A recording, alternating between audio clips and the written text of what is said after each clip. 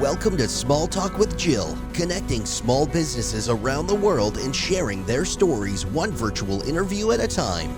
Today, Jill talks to Greg Klein, the board president of Film Coop, the Cooperstown, Oneonta, and Otsego County Film Partnership. Greg is an actor and writer who resides in Cooperstown, New York. He can be seen in 24, The Devil Wears Prada, Law & Order, and other shows. He is an author of several plays, including The Sun, Hanging Chad, and Sunset Painting, as well as the wrestling biography, The King of New Orleans. He also has written 2 unpublished novels, a coming-of-age novel, The Road to Churchill, and the historic fictional baseball novel, The Paper Tigers, as well as several unproduced movie scripts.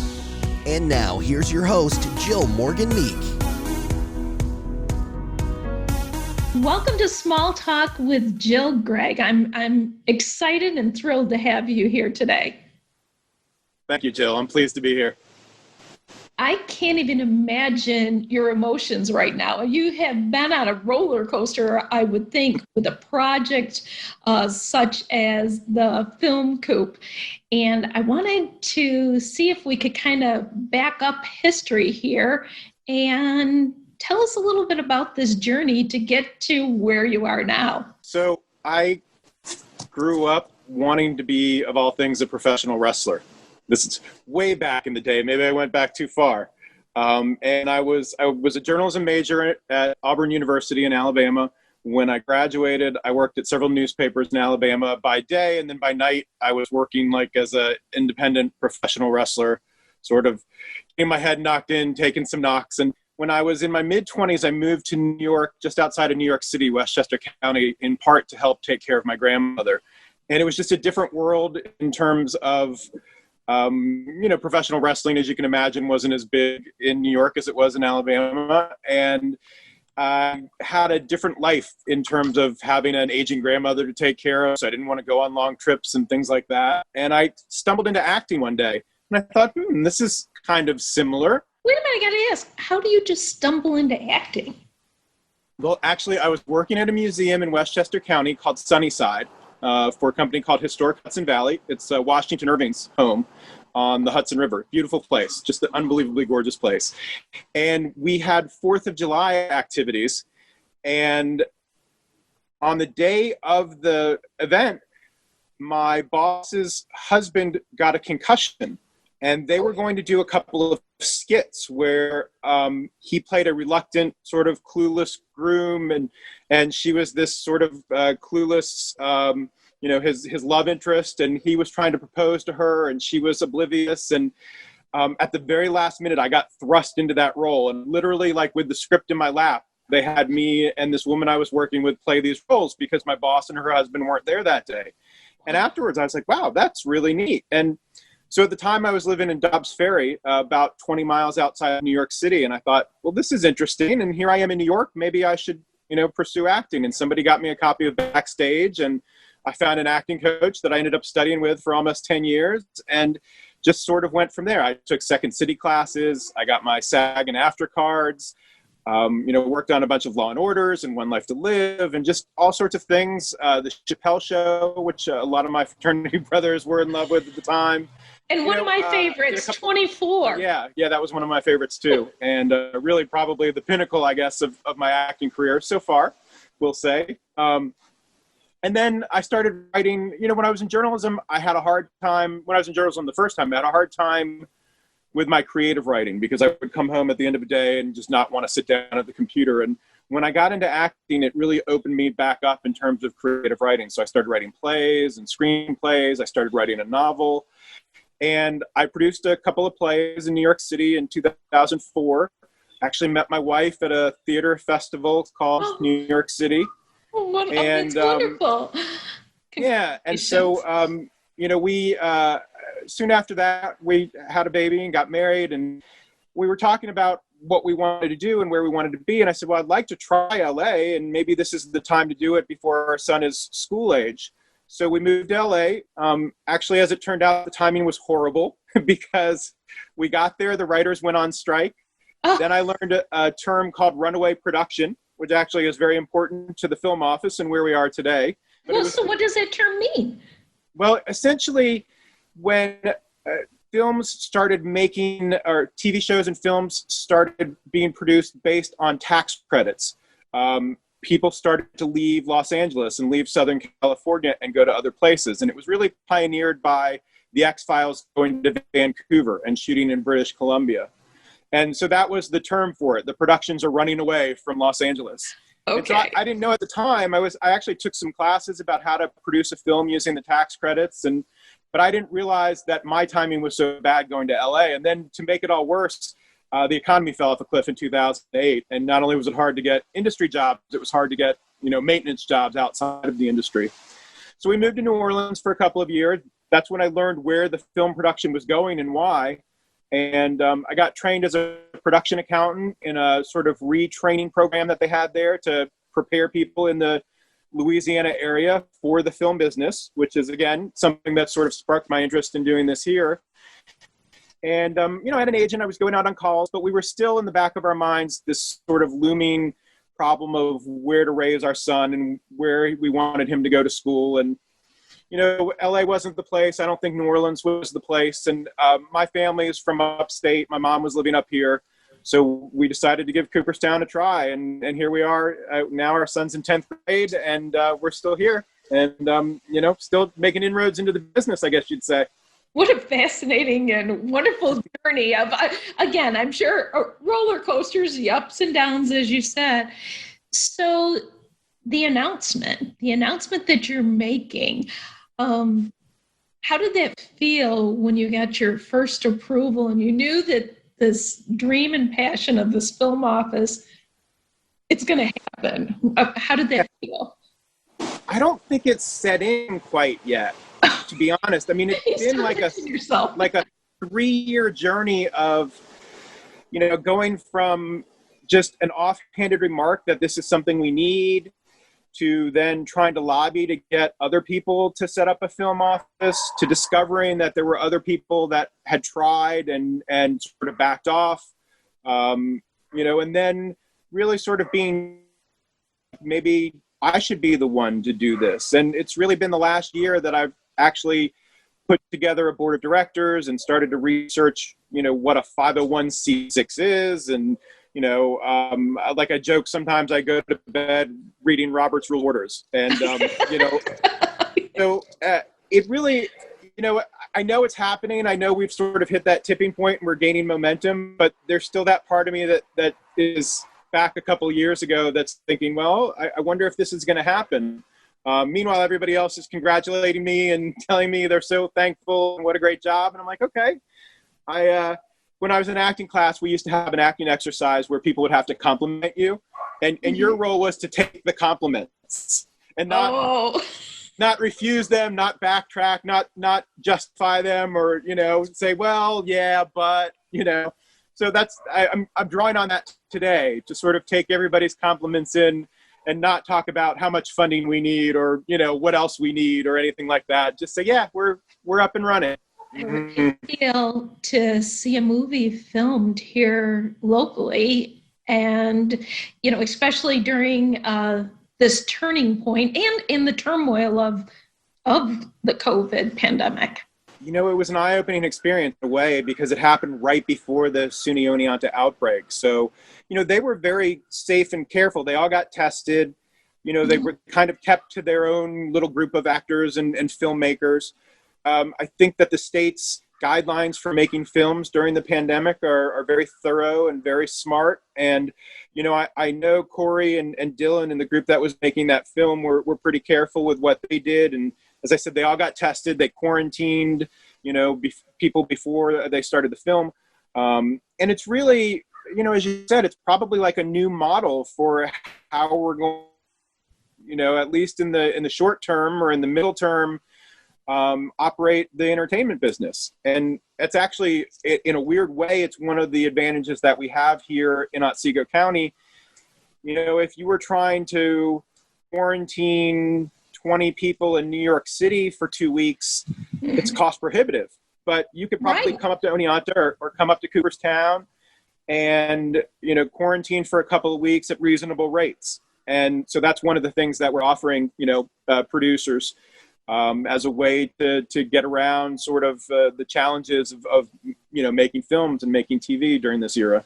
And we have such talent in this area. Although our population is not as large as some of the other counties across New York State, the talent is off the chart. Do you want to speak to that? Yeah, it's interesting because 2 or 3 years ago, I was having politicians ask me if there was really a need or if there was really an interest of people making films here. And in the last couple of years, every time I turned my head, I realized that somebody else is from Oneonta, or somebody else went to SUNY Oneonta, or, Corey Rowe, who's one of my board members who made the Asteroid film. He was a SUNY Oneonta grad, and he went out to LA, and he and his wife had a very similar experience to what my wife and I did, in that, they just realized that wasn't where they wanted to be. And wouldn't it be great if they could come back here and still do what he do? And I'm so proud of him and so excited for him that he's been able to do it. He's worked on 2 films this year in the area in Oneonta, spent probably close to $100,000 in the local economy. And, it's a great start. It really is. And I'm really excited for them. He's so talented. And Dylan and Kyle. Oh, I can't wait to see the end product. So with Asteroid, do you think he'll debut it here? Do you have any insight of what course? I don't have any insight yet, but everybody that we've been working with, everybody that's been here in the last couple of years, we say to them, we'd love to hold a screening for you. We'd love to sit down and do interviews with you, anything we can do to help. I think that's going to be a big piece of the puzzle once we get rolling, is to have these people come back once they've, got their finished products and sort of show them off for the area, because it helps to show the local businesses. It helps to show the residents here that, not just that somebody's here in the beginning when it may, they may be blocking Main Street or something that, momentarily is inconvenient or weird or different, but also to show the finished product and say, hey, this was made in Oneonta, this was made in Cooperstown, this was made in Otsego County. And, it's really exciting. And again, bringing back to your point of it's cost conscious when you come here.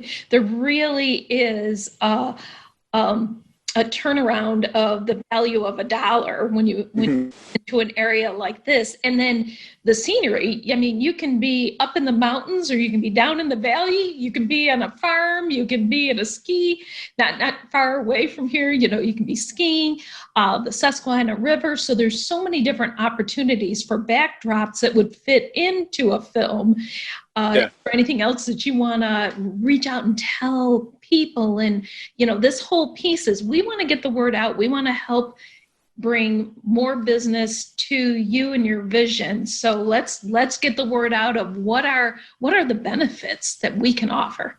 Part of it is that it's cost effective, and obviously in the COVID era, if you have to bring actors in from out of state and quarantine them for a couple of weeks, to do that for 2 weeks in New York City, you might not be able to afford that in a hotel in New York City, but to do it in a hotel in Oneonta or a hotel near Cooperstown, you can do that much cheaper. And that's what they found with Asteroid. It was easy to bring Kyle in for 2 weeks from Atlanta or from, Georgia, and put him up and quarantine him for a couple of weeks and get him tested and make sure that everything was okay. If they had done that in LA, or if they had done that in New York City, I don't know that they would have been able to do that with their budget. And, the thing about the entertainment industry is, even if you had $100 million budget, you're still looking for a smart way to spend that money. You want that money to show up on screen, and, you don't, so any way that you can save money, you're going to try to do. And, that's where the tax credits come into effect. That's why they've been so effective for upstate New York. And that's where, saving money on your day-to-day expenses is important. It's still a big spend. One of our contacts in the Buffalo, Niagara area was telling us about A Quiet Place 2. And a Quiet Place 2 filmed, pretty much in that area. They rented 12,000 room units over the course of, I think it was 6 months. Yeah. So can you imagine 12,000 room units from, say, September through March in this area? That would be amazing. Wow. Well, I think I think we're ahead of the game in one aspect because we do have the Baseball Hall of Fame, and when we get back to our norm and the Hall of Fame week, we know how to host large crowds, right? We may be a small area, but we know how to host the best of the best. Yeah, we're used to people coming here. We're used to tourism. We're used to hospitality.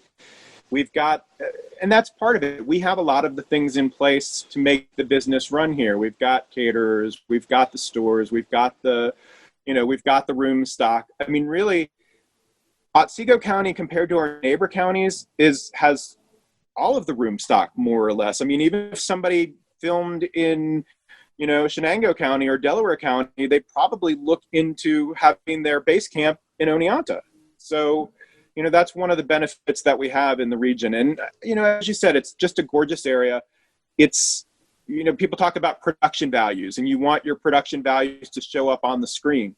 Well, you almost can't pay for the production values that we have in terms of the way, Otsego County looks in the background, whether it's the foothills or the lakes or the river, just like you said, it's as we said on our website, it's beautiful in every direction you can point the camera. So on your website, I noticed that, and it's building. I know you're continuing to add to it because this is all unfolding in front of you. Your dreams are coming to fruition. You are putting up the benefits on coming here and producing a movie and how to contact you to get additional information.